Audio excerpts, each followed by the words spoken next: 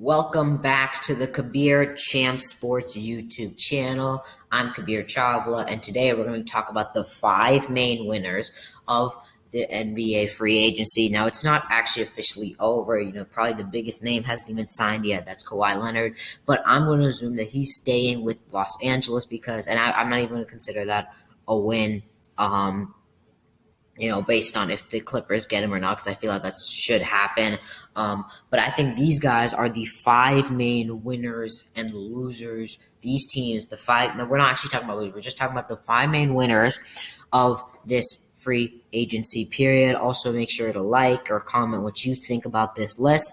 And without further ado, let's just get into it. So at number 5, I got the Brooklyn Nets. Now, it's not, no flashy signings, no big names, but listen, you already got Kevin Durant, Kyrie Irving, James Harden, Joe Harris. But then, you brought back a lot of your guys. First off, let's just talk. Cam Thomas was a steal at number 27. But in the free agency market, you even got better. You got Bruce Brown, who's an amazing, just a player that every team would love to have. Blake Griffin's back. But they got Patty Mills. Patty Mills has been a star in the Olympics, and he provides some good scoring off the bench. Not like they need it anymore, but the rich get richer. And also, I believe they got James Johnson. He'll bring some hustle. I don't know if he'll get much playing time for them, though. It's a good, they did what they had to do. They're all wrapped up on money. So getting those guys back and getting Patty Mills was a good move, in my opinion. Now let's move on to the number 4, and another one that you might not actually expect. But I think this is a huge winner, and it's the Phoenix Suns. Yes, the defending finalists. They're here at number 4. And why do I think they're number 4? They didn't go out and get a big name. The only guy that they added to their team is JaVale McGee, and JaVale McGee's not a big name. He's on the Olympic squad, but he's not a big name. However, one thing that they did was re-sign their point guards. Those point guards, Chris Paul, Cameron Payne. Cameron Payne probably got, in my opinion, the most steal of a contract. I mean, he was one of the better point guards throughout the NBA playoffs. Those guys get like $15 to $20 million, but he got 3 years for $19 million, which is about $6 million a year.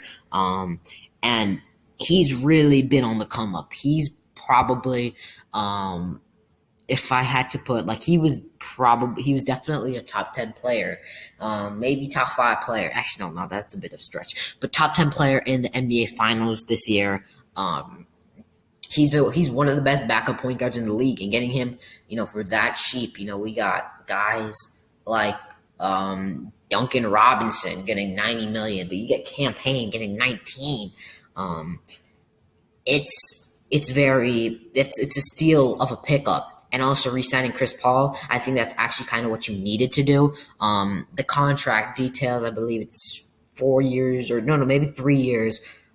I'm not actually completely sure, and I get that he's old. He's 36 years old, but he's gonna be elite. You don't see a fall off in Chris Paul, so you're just assuming he's going to be elite. You're trying to win a championship. You're in the championship market. So getting Chris Paul for that much, I'm not too mad at that. I think it's a good amount.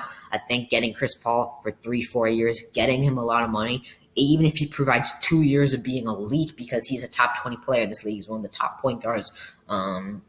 You'll see where he ranks because I have a top 50 players in the league coming up soon.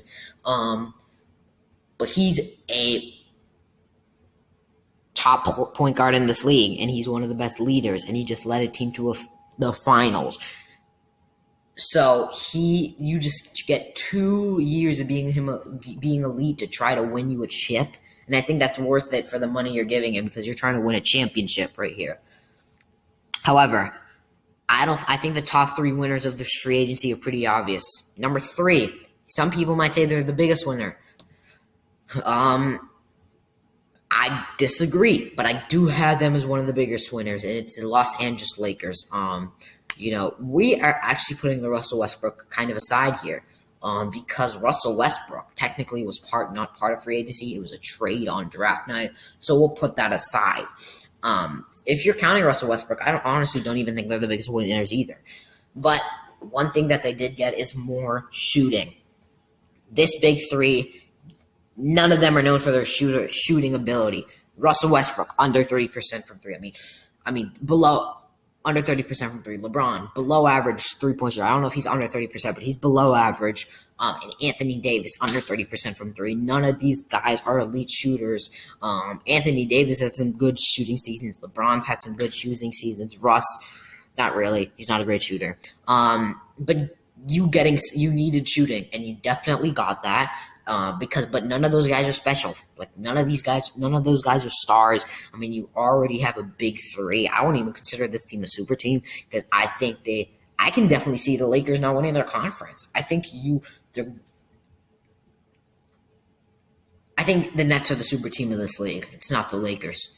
Because I think teams can beat the Lakers, but if everything goes well for the Nets, I don't know. It's going to be hard to see.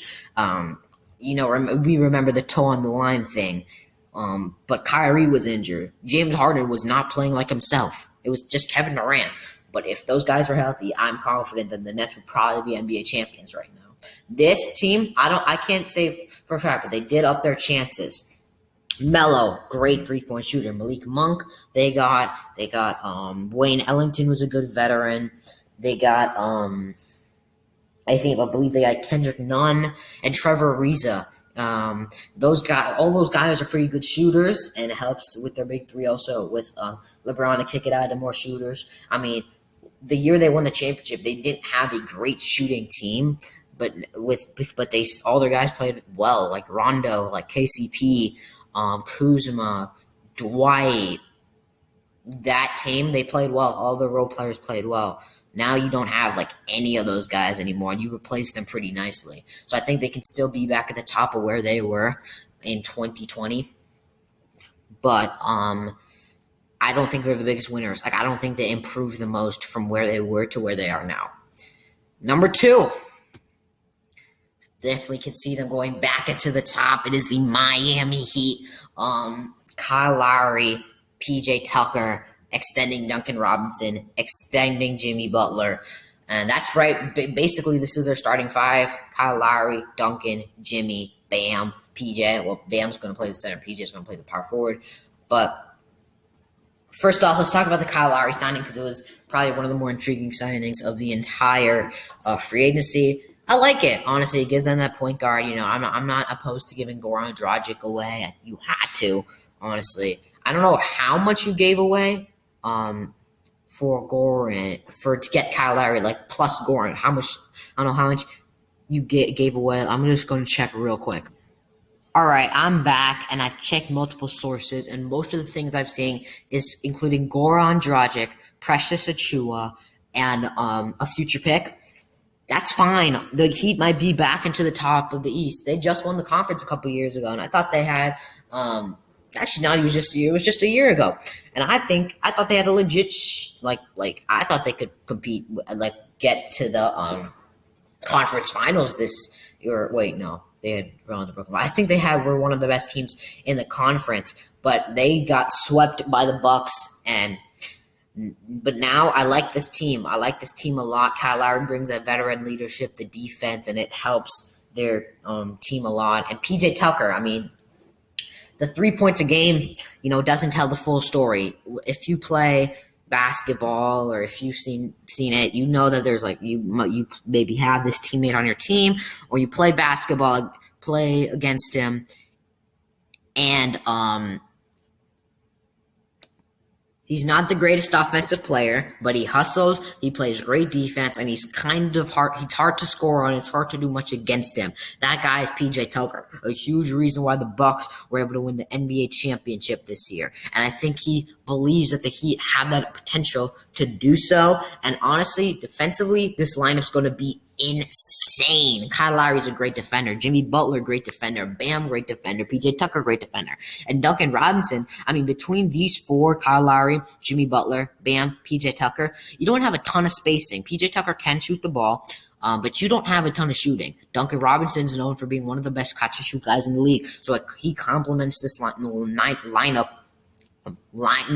nicely. They also extended him about 4 years, $90 million. It's a lot of money, but I think he'll work in this system. And Jimmy Butler, my only problem, maybe could have even bumped him up to number one.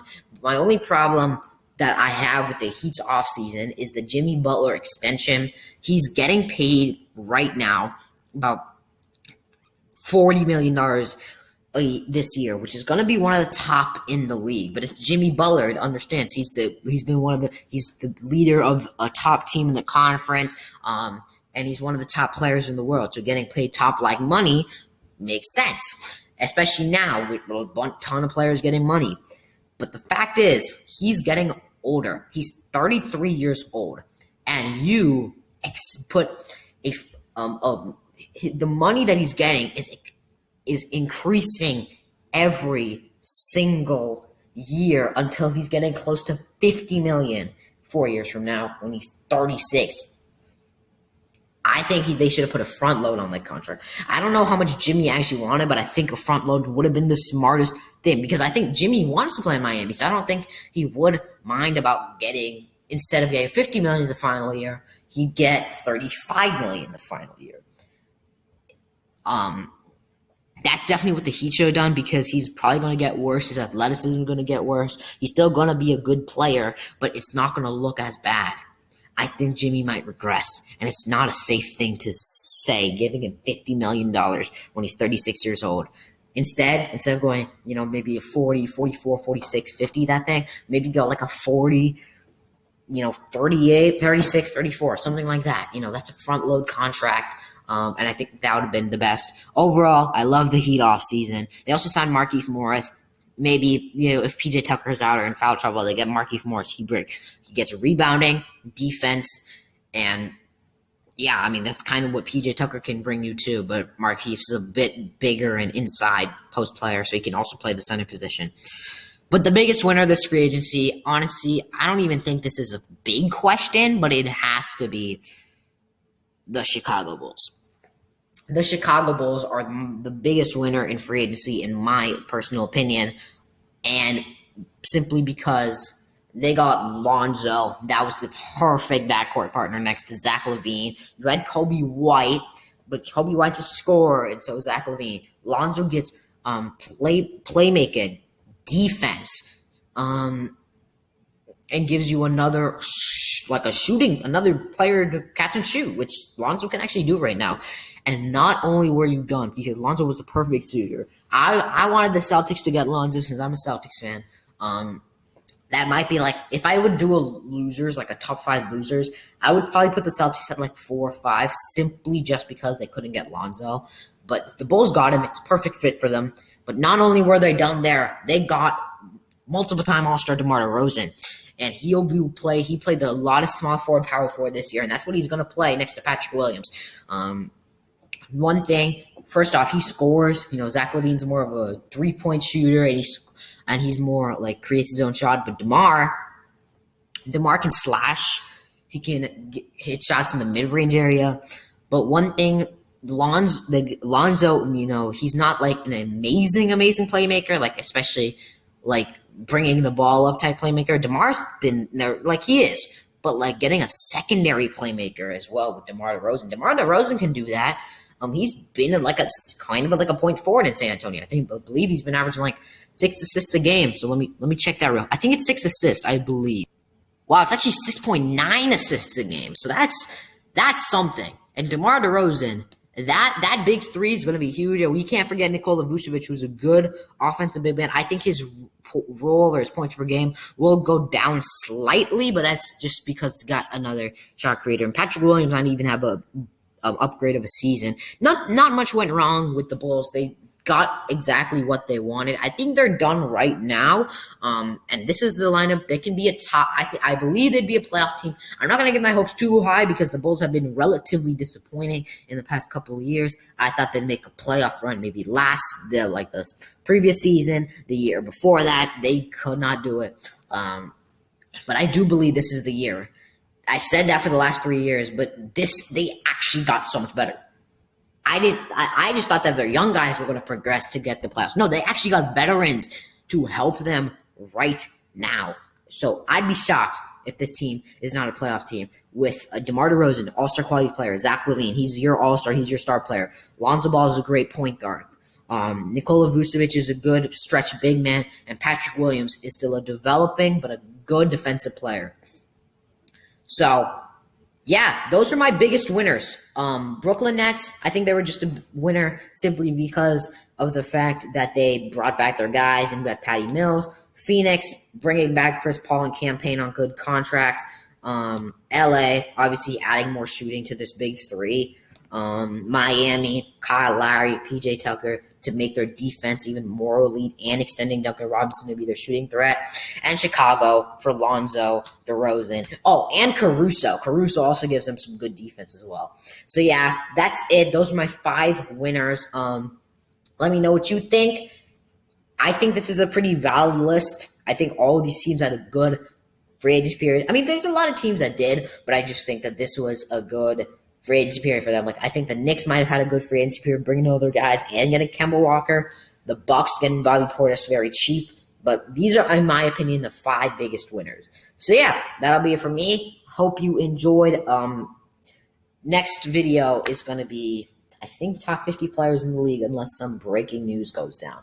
So, yeah, be on the lookout for that. It's Kabir Champ Sports here, and peace.